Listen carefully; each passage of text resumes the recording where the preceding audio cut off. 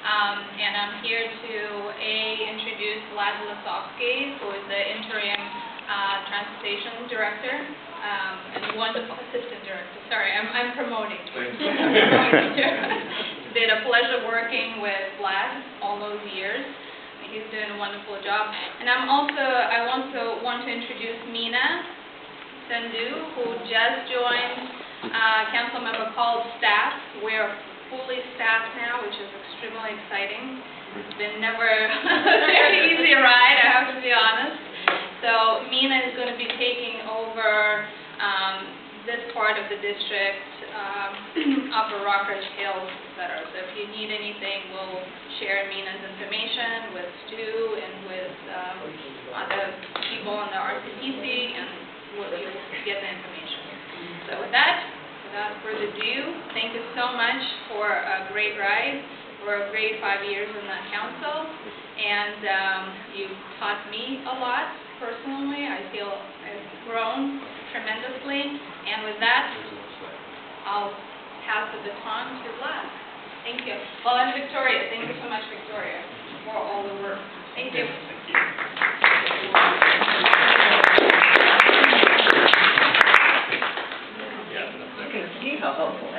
Okay.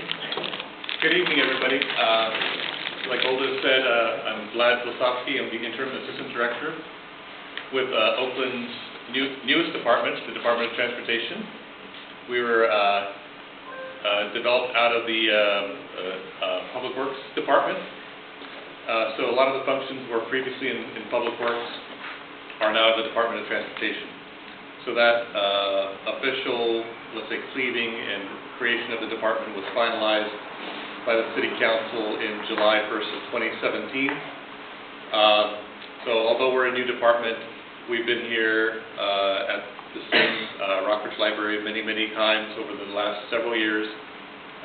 Actually 4 years ago, no, 4+ years ago, when Olga was a new staff person with Dan Cal's office. We were here, Victoria and I were here prepping for a meeting. That's the first time we met her. So good to have this continuity and be with you here tonight.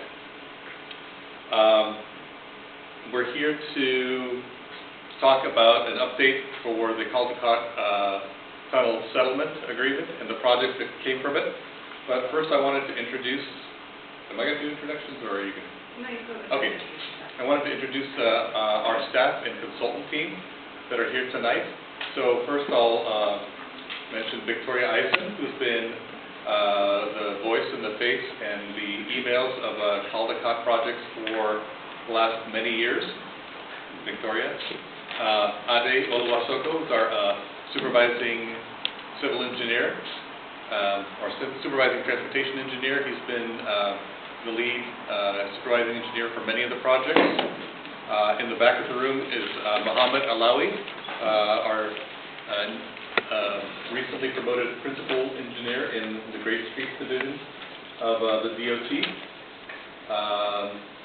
Let's see, Teresa Peterson, one of our transportation engineers, has worked on a couple of the projects, both on the private side when she was with a consulting firm, and now with the city. So we're really happy to have her. And I think last but not least, Ahmed Alibab, who's our newest staffer. He is an assistant to the director, and his role is specializing in community engagement and outreach. And I hope I didn't miss anybody. I think there were going to be 2 other staff people here tonight. They may not be here. It's Ishrat. Is Ishrat here? One of our construction engineers who's been working on the Broadway project, and Kathy Trent. So they're not here, but so let's continue on. Okay. So really, we're here to give you an overview of the status of the Caldecott project.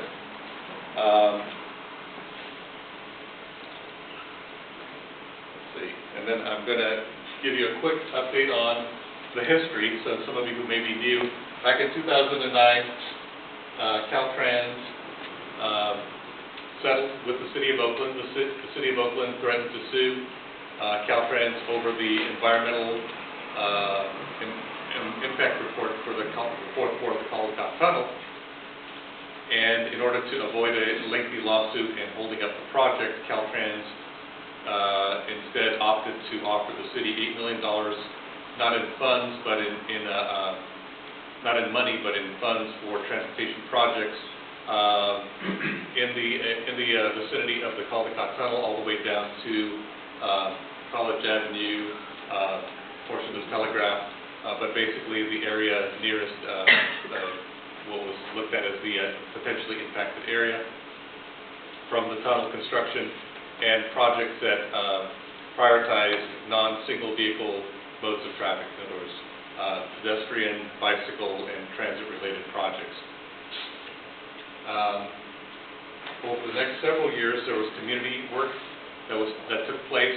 Some of the meetings were here, some of them were actually walking tours, and from that we developed a list of projects in priority order to be implemented.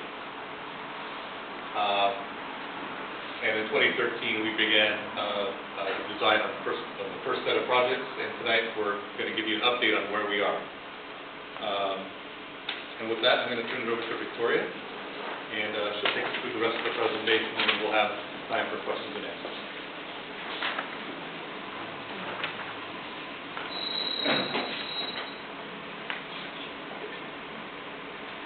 Okay, good evening. This presentation, for those of you, how many of you have been to one of these before where we've kind of walked through? So about half of you. So normally we talk a lot about each project and what it's supposed to do and what we're thinking it's going to do, and then we ask you what you think. But we're kind of past that stage. So really the purpose of what we're doing tonight is to just kind of let you know how that money has been spent so far, what it's been spent on, and what the plans are for spending the rest of it. And we're still going to have a period, most of our time here tonight is going to be an opportunity for you to ask questions or make comments. And we're going to do it how we always do it, so that we have a record of what you say. We have yellow comment cards. There was a pile outside, there's a pile here, there's some pens available.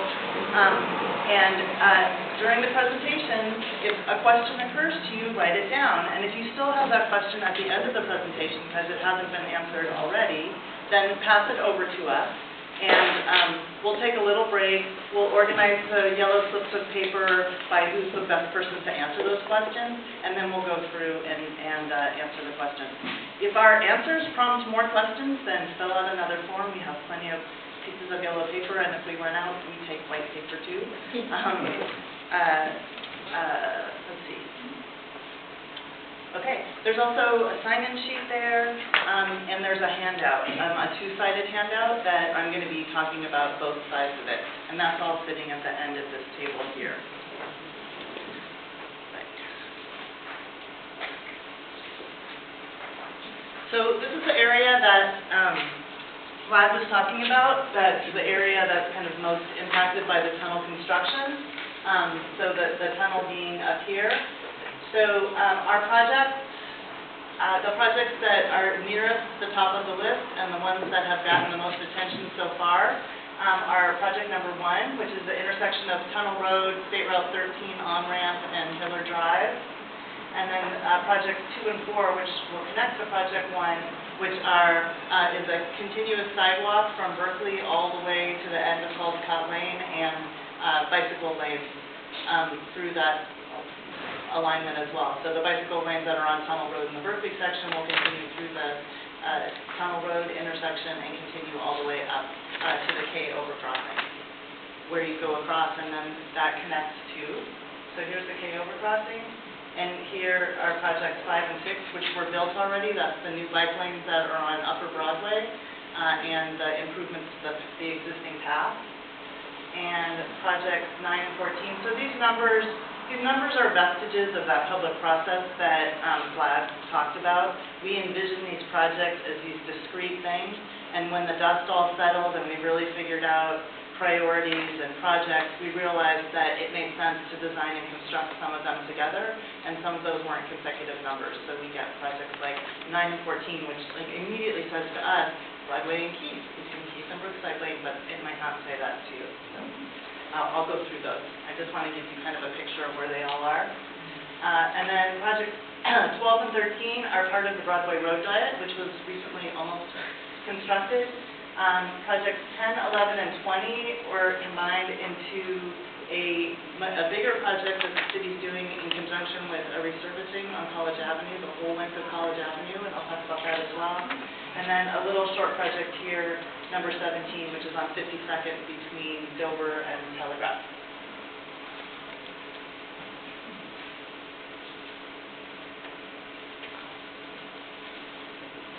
So this is one side of the handout that is sitting over here in a pile. It's a project list, like we've been handing this project list out for years. It changes a little bit as projects get combined, as projects get funded elsewhere, as just different things happen. And as this historically goes on, we get more and more notes at the bottom, and so there's less room for projects right here, but it's basically the same thing you've been seeing. This is a color-coded list of the same project. So this is the same kind of 7 projects that we're really focusing in on right now, and that I'm going to focus in on tonight. The ones that are red and were red in that map have been completed.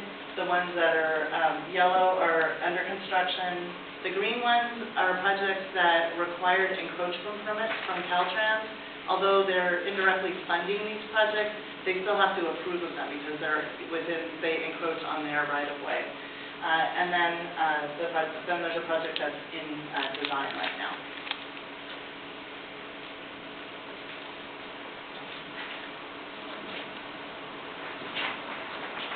So this is the other side of that handout, except it's not green, sorry.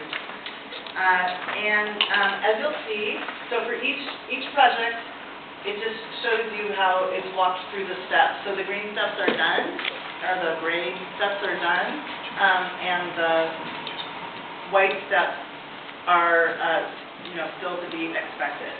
So as you can see, we're expecting the bids by pretty much by the beginning of 2019. So in not too distant future relative to how long we've been at this.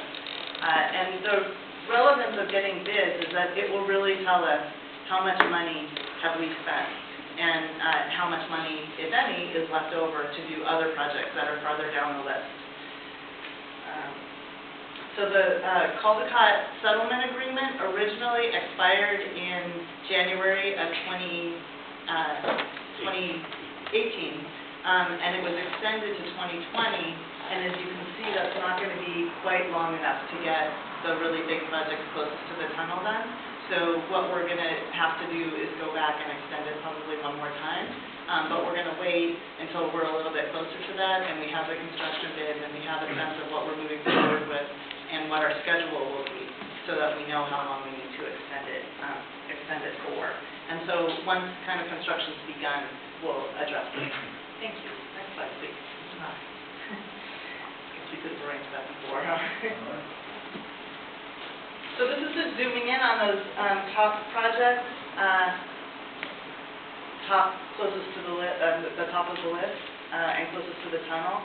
So project 1 and 2 through 4, we are expecting a notice to proceed in January of 2019. So that's that date where we really kind of have a sense of how much that project's going to cost. Notice to proceed means we have our encroachment permit, we've gone out to bid with our final plans and our permit. Construction firms have submitted bids to the city has chosen who's going to do it and knows how much it's going to cost to do it, and they've signed a contract with them, city council approved it, and I guess it goes the opposite order. City council approves it, and then they sign a contract, and then they move forward. 5 and 6, like I said, are done. So this is just zooming in on project 1. This is because it's kind of a complicated project. So right now there are bike lanes coming from Berkeley, and right now, if you're familiar with that area, as you're getting close to the intersection of Hiller and State Route 13, there's a fun little dance that goes on. As the bicyclists are going, it happens to be uphill right there, so they're at their slowest. the cars that want to go on State Route 13 are going their fastest because they want to get onto the freeway, and they have to weave across each other. And so that situation is going away. The bicyclists will stay on the right side of that lane. They'll hop up into it. There'll be a little curb ramp. They'll be up on a kind of a pathway that will take them all the way up to a new signal up here that will replace the old signal. So this new signal will do a number of things because at the same time we'll have sidewalk that's going to be coming up here where there's not sidewalk now. There's going to be a nice crosswalk, island crosswalk to get across to connect with the project up on Tunnel Road and Caldecott Lane.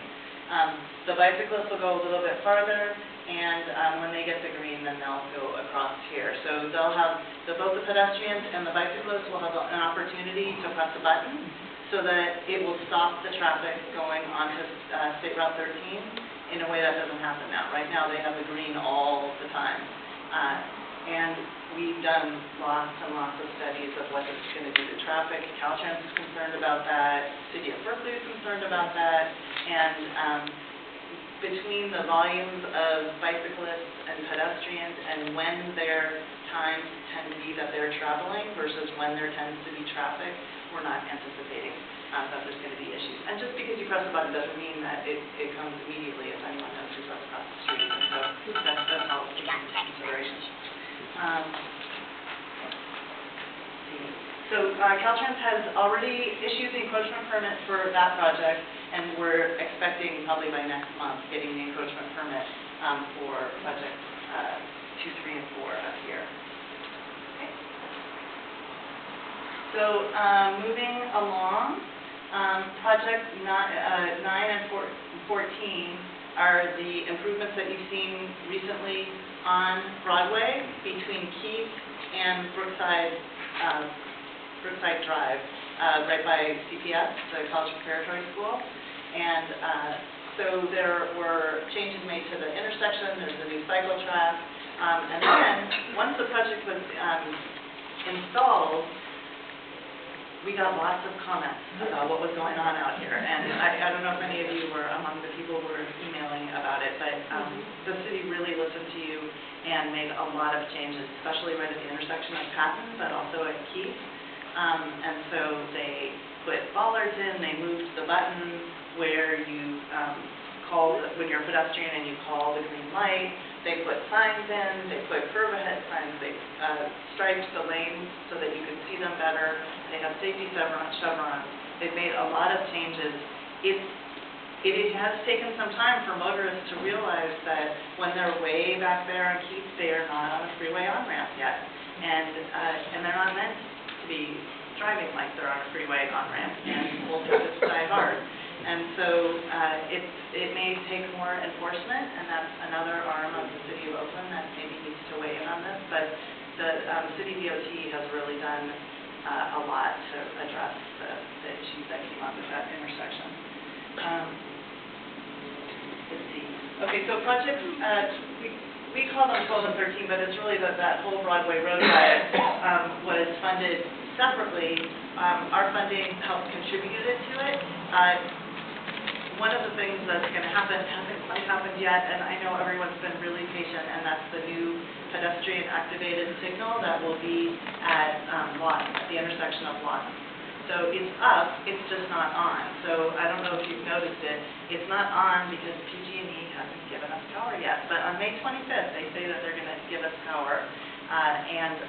By the end of May also, there's some remaining striping changes that are going to happen right at Lawton, where the left turn is as well. And then the only other thing, the city has a punch list of small things that still need to be done on that project, but once all of those are done, and maybe after the summer passes, part of this project was to do an after study. So we did a before study and looked at how all nodes use that roadway, and we're going to do the same study after the project. And that's both to, really have empirical information about how it's working, not just anecdotal, and it's also so that the city can learn from this project for other locations where they're considering similar projects. Thanks. So this is just zooming in on a couple of the intersections that are going to see the biggest changes with Project 10, 11, and 20, which is also known as the Rockridge Safe Routes to Transit Project. It's another project that's taking advantage of a planned resurfacing of the entire length of College Avenue, so all the way from Broadway to Claremont and even a little bit past into the Berkeley border to Alcatraz. At the intersection of Miles, so this is right on the south side of the BART station. This is where the biggest changes are going to take place. Right now, when you're coming southbound, there's we call it a slip lane. It's a right turn here where you don't even really have to stop, and you just can quickly keep going. It's not super easy to cross as a pedestrian, and there's just not enough vehicles doing it to really justify this. And so what this project is going to do is to close off that slip lane and add it to the island here and make a real kind of pedestrian plaza outside of the cafe that's here. And it's also going to add bike lanes on Miles. It's adding a dedicated right turn lane, so when you're coming off the freeway to turn right on College, you're not waiting behind people that are turning left. It's also going to have pedestrian countdown signals at all the corners and ADA curb ramps, directional curb ramps, so 2 curb ramps at each corner. On the other side of the BART tracks, on the other side of the freeway, at Shafter and Keith, same kind of thing, where we're having curb extensions at all the corners and pedestrian shutdown signals and the ADA ramp. We're also extending this curb extension in front of Market Hall, so there'll be more room for seating and to get people who are sitting kind of out of the way where there's a lot of pedestrian traffic. Let me see if there's anything that I'm forgetting. So this project, right now, if you're familiar, this is right in front of the BART station, so the BART station's kind of here. So right here, there's an area of curb where there's no stopping allowed, and as part of this project, the city would like to paint that white. So if you go to the next slide, please. So this is my simulation of painting it white. It's not that way right now. It was red at one time, but there's no stopping sign. And the city, I'm sorry, can you go back again? So part of this project is going to be just a real short road diet here. So instead of having 2 lanes, there's going to be 1 lane of traffic and a bike lane, and then the bus stop here, like it currently exists. And so back again, thank you. So in the new configuration, if someone stops in front of the BART station to drop someone off, they are blocking traffic. They are blocking all traffic. And so the idea is to allow people to pick up and drop off here. They're already doing it, but they're doing it across the street at the bus stop, and those people are walking back and forth across the Keith, not at the intersection. So it's really a safety improvement to allow people to get to their destination more easily and out of the way of the bus, and just to acknowledge that there's just more and more people who are being picked up and dropped off vehicles that aren't buses that stop at the bus stop. So that was actually a question. So this is what the city would like to do. It wasn't part of the original project. It wasn't something that people weighed in on in the past. And so they're asking you tonight to let us know if you like this idea or not. And you can do that by filling out a comment form, either now or I'll remind you at the end of the meeting. And if I don't remind you, remind you. Okay, next. So next steps, we need to get our equipment permits from Caltrans. We need to get construction bids on projects 1 through 4 up near the tunnel, and then also construction bids on the Rockridge project. And then, like I said, once we have all that information, then we'll be able to update the list. And updating the list is going to tell us exactly where that $8 million line is. So right now you can see where it is, but underneath it, there are more projects. So the next one on the street, bicycle parking in commercial areas, and it goes down from there. So we can't, we haven't looked beyond what we've already done because we're waiting for that information. Projects that fall below the line, what happens to them? So, you know,